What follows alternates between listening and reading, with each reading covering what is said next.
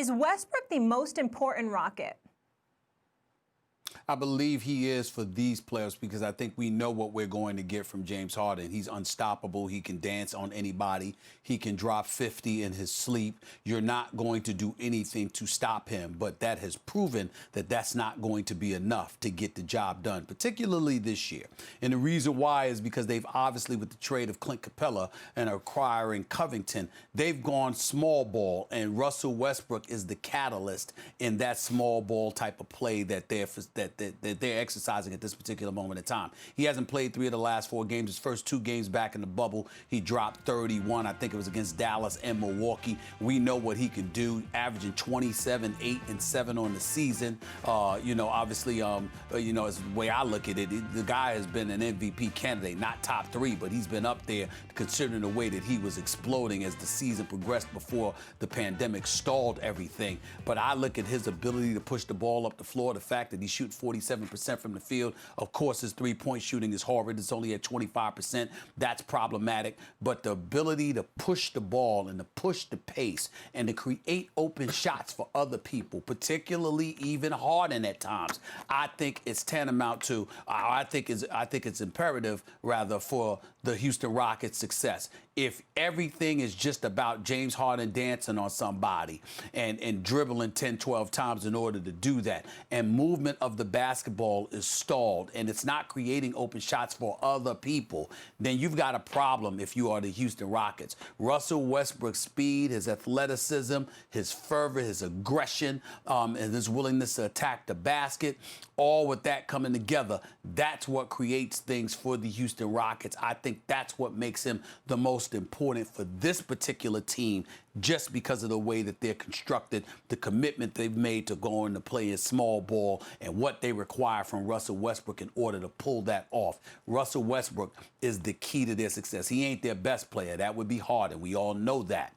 But for this year's situation, this bubble, in pursuit of a championship, Russell Westbrook's their most important player. Am I going to have to tell you not to overthink it? You're overthinking it. Everything you said is right up until the conclusion. Yeah, Westbrook does all the things you're talking about, but Harden's the more important player on this team and generally right now. Westbrook is having a renaissance in his career. Not that he ever dipped too low, but he's just a great player and a winning player. And of course, he's the guy who's hurt right now, so it's oh my God, what's Harden going to do without Westbrook? But to answer the question, imagine what Westbrook would do without Harden. Now take Harden off the Rockets, and Westbrook is healthy. You give him any shot at all, they have even less of a chance. Both of them have very high usage rates. Harden has an even higher usage rate. He's used even more than Westbrook, even in this micro ball offense. So I'm not diminishing what Westbrook does at all. But James Harden's the most important guy. That's why for 3rd straight season, he's leading the league in scoring. His efficiency is much better than Westbrook's. He is an MVP candidate in a way even more than Westbrook. He's more important to the team. And in terms of what you said, they're not, he can score 50 in his sleep. They're not going to stop Harden. He can do what he wants. What's the rest of the team going to do? No. The issue in the playoffs has always been that you can stop Harden when the Rockets need him most. Now, Stephen A., you can argue that's because they don't move the ball. Yeah, I understand those arguments. But the bottom line is, and you know exactly what I'm talking about, his defense has improved. He's gotten better in the clutch. But still, he dribbles out of bounds. He misses the shot. He looks for the call instead of hitting the shot. He lets a game slip through their fingers through unforced errors a lot of the time, right? Including last year. He goes ice cold from 3 when they have a chance to beat the Warriors. Now, I see reason for optimism with Harden. Every playoffs, it seems to me, he's correcting something and getting a little better and a little better. And maybe this year he could do it. Of course, without Westbrook, they're not going to do it. But without Harden, they'd be even farther away. And if they're both healthy, Harden's a little more important. And if you had to lose one, you don't want to lose other, but if you had to lose one, you'd lose Westbrook because Harden's a little more important. The answer is Harden.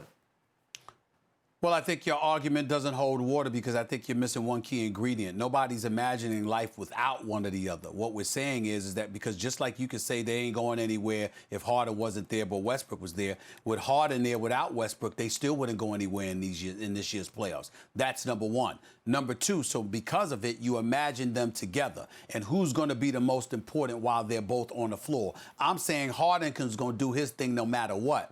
But Westbrook is what facilitates everything for everybody in this particular system. One of the things the Houston Rockets and Daryl Morey brag about is what the pace is with Westbrook compared to what it was before he arrived. You've got to pay attention to that because since you've gone small, what has made Houston lethal? They push the ball up the floor. They create easy baskets for themselves. They get wide open looks. If you miss, they're able to be aggressive. They may lack size in terms of height, but actually, Harden is a pretty damn good defender going up against people in the post when he's defending them in the post. Yep. You look at the way Covington and Russell Westbrook and those guys defend. Again, if you're taller inside, that's one thing. But in terms of putting the ball on the floor, getting out to perimeter shooters to defend against them, that becomes a bit more problematic going up against Houston because of the speed and athleticism that they have available to their disposal. So all of those things taken into consideration. Who's the catalyst for all of that?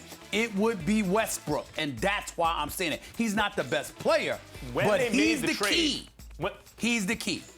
When they made the Clint Capella trade, it was to open up the paint for Westbrook. I thought they would replace Clint Capella with a big something, but they haven't. They really did go micro ball, and Westbrook's basically the point guard / center in terms of the way he functions in the offense. I'm not diminishing Westbrook's importance to the offense. But in certain respects, he is the catalyst. But the most important offensive player is still Harden. That's why he has the highest usage rate. That's why he's in the MVP conversation. That's why he's the more efficient player. He can do more things offensively, including shoot the ball. So, of course, they're 1A and 1B. But make no mistake, Harden is 1A. Well, he has a green light. Westbrook is 1B. He's shooting 10% better from three-point range than Russell Westbrook. He also attempts 4 times as many three-point shots as Russell Westbrook. Thanks for watching ESPN on YouTube. For live streaming, sports, and premium content, subscribe to ESPN+.